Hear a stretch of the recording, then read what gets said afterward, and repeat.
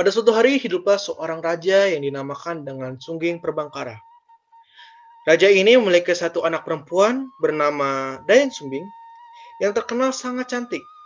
Dan karena itu pada suatu hari pun Dayang Sumbing dikeluarkan dari kerajaan untuk mencegah pangeran-pangeran yang mengejarnya berkelahi.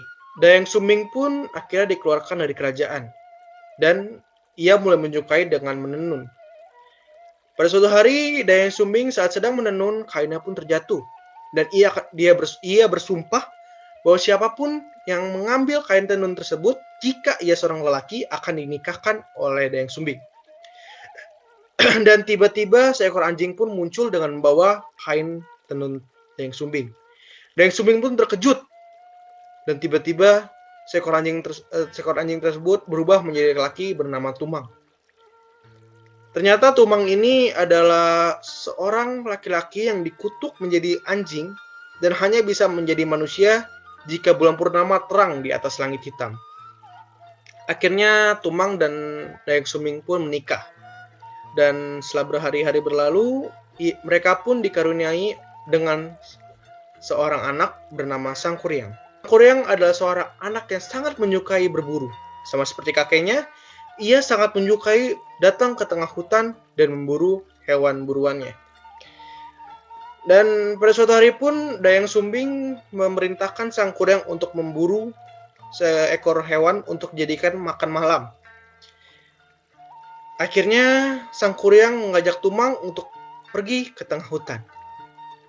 Di tengah hutan pun Sangkuriang tidak menemukan satupun hewan buruan.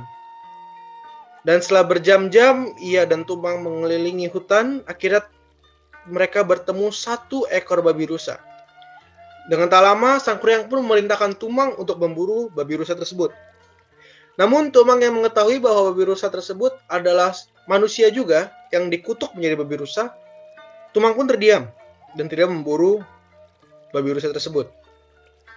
Dengan marahnya, Sangkuriang pun akhirnya mengarahkan panahnya ke Tumang.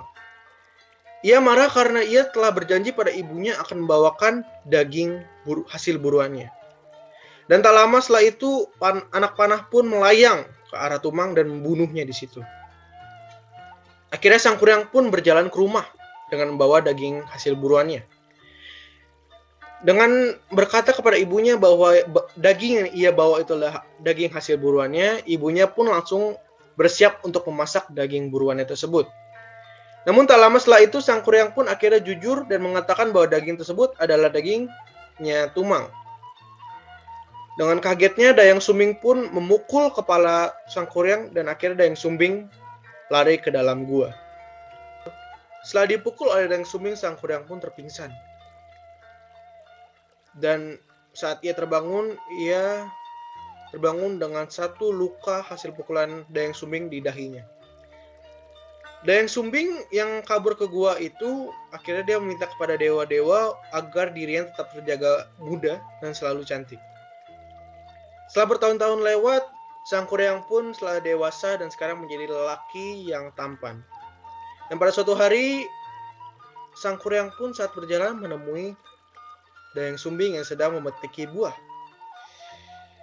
Akhirnya Sangkuriang pun mendekati Dayang Sumbing dengan iming-iming membantu Dayang Sumbing untuk memetik buah tersebut. Setelah lama mereka pun akhirnya jatuh cinta dan Sangkuriang ingin menikahi Dayang Sumbing. Saat Sangkuriang menanyakan kepada Dayang Sumbing kapan ia bisa melamarnya, tiba-tiba Dayang Sumbing pun melihat bekas luka di kepalanya Sangkuriang.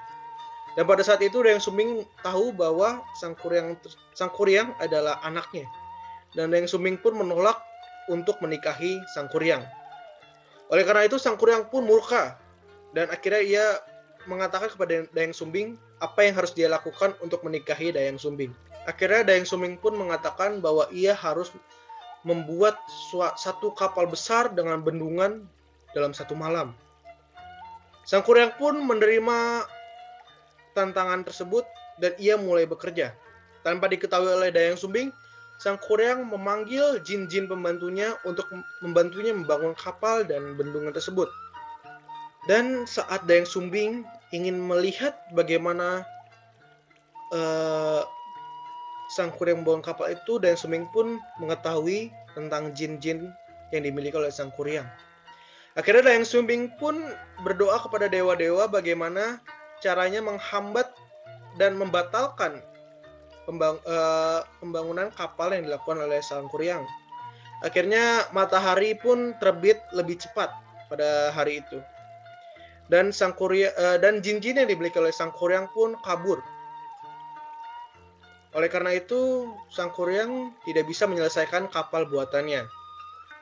Dan dengan marahnya sang kuryang, ia pun menendang kapal tersebut dan kapal tersebut terbalik. Setelah tahun berlalu, kapal tersebut mulai ditelan oleh bumi dan sekarang menjadi Gunung Tangkuban Perahu.